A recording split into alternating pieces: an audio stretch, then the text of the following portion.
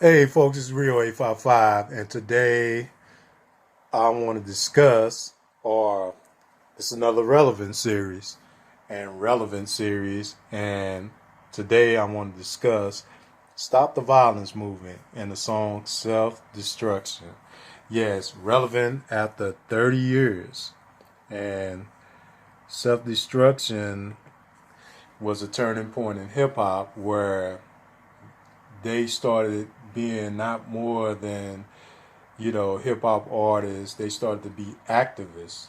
And this song proves that at this time, hip hop stand power was so strong and the message behind the music was so powerful. And really, it started with groups like Public Enemy, KRS One, and Boogie Down Productions, Eric B. and Rakim, with the message in the music.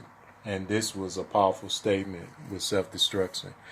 And as I always do, I want to get to the history of the Stop the Violence movement. And this is how it started. The Stop the Violence movement was formed by rapper KRS One in 1987 in response to violence in hip hop and African American communities. As you can remember, SKYLA Rock got murdered, and I think that's what he wanted to address.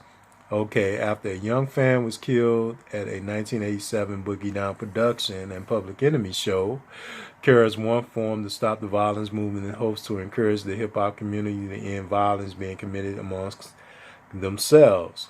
Further inspired by the recent murder of fellow BDP founding member SKYLA Rock. Yes, he assembled many contemporary East Coast hip hop rap stars of the time to record a song about anti-violence with production assistance by bandmates D Nice, Hank Shockley, and the Bomb Squad. Yeah, the famous production team. The product of the sessions was the chart-topping song Self-Destruction. All proceeds went to the National Urban League. A VHS cassette entitled Overcoming Self-Destruction, the making of the Self-Destruction video accompanied by the song's release. The song debuted at #1 on the first week of Billboard's Hot Rap Songs existence and held the spot for 10 consecutive weeks. Powerful. The following rappers contributed to the vocals to the song. As we see, rappers, the group Boogie Down Production, KRS One, D Nice, Miss Melody, Stetsasonic, MC Delight, Daddy O Wise, and Fruquan. I think that's correct. Kumo D, MC Light, Dougie Fresh, Just Ice, Heavy D, Public Enemy, Chuck D, and Flavor Flav. The song sampled funky drama and passed the piece by the JBs. Later in 2007, in preparations for the original track's 20th anniversary, KRS One relaunched the Stop the Violence movement. This resulted in 2 iterations of original concept, Self-Destruction and Self-Destruction 2009. As I say, yeah, that was the 10th anniversary in 2007, as when he had to stop the violent movement. But the song was released in January of 1989. I remember this vaguely. The impact of the song is hugely impacted. And as we look on the R&B charts, it reached number 30. But it was more than that. It had an impact because some of the people that was in the video, you see people like Big Daddy Kane who didn't rap, but you see him in the video. And you saw, people like Tone Loc from the West Coast didn't rap, but you see him in the video. But this really was a springboard to get to know some of the greatest rappers of all time. As you look, some of the people who had some of the most impactful parts in the song. You look at MC Lyte. At the time, MC Lyte was known, but not, her popularity hadn't hit yet. And MC Lyte, man, her part in here was big. It really impacted her even more with that part. Kumo D just was already a rap star, but the powerful words he said, I never ran from the Ku Klux Klan, and I shouldn't have to run from a black man. That was just insightful. So he had some of the most powerful. And then you got Dougie Fresh. Dougie Fresh, oh man, he did his own style, with the beatbox, and it was always one of my most memorable parts. I'm sorry. Uh, the best part is Heavy D. Heavy D had the best part. It just was powerful. Then you see the Malcolm X picture, the poster on the mural on the wall. So, down to Public Enemy and KRS One, it was a lot of great parts in here. So, the song had a hell of a message. D Nice had a good message when he said, "Do not walk this path that they laid."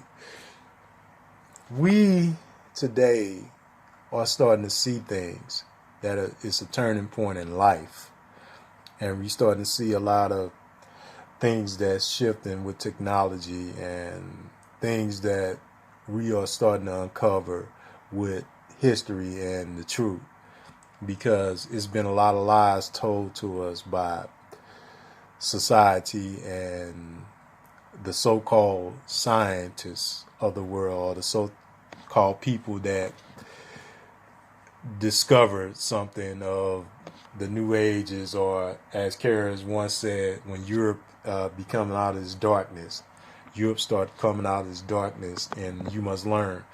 We starting to see things that it wasn't true. You look at the Darwin theory, they now saying it's not true. We knew that it wasn't true. We was uncovering this 30 years ago with the new knowledge. And I see, as a older man or middle-aged man, hey, I know what's going on now. And so with the Stop the Violent movement, we starting to see more things like this now, and we need more of this in rap, because they was on it. KRS One has always been at the forefront of change, and change in hip hop, and change, in life and history, speaking to the people. Public Enemy always been rebels, speaking to people, getting them to change with songs like Don't Believe the Hype and, Night of Living Bass Heads, whatever you want to put it. Can't Trust This, Fight the Power. So we need more of this in rap today, because they don't have these positive messages in rap. So Stop the Violence movement was very powerful, and the song Self-Destruction is very relevant after 30 years. So this song is relevant after 30 years. Self-Destruction. Great song. If you hadn't heard it, hey, pick it up, hear it, buy whatever you want to do. So this is Rio 855. I'm signing off. Like I always do, I'll leave you word with peace. God bless. Thank you. Like, comment, subscribe, and share. And I'll see you in another video. Thank you.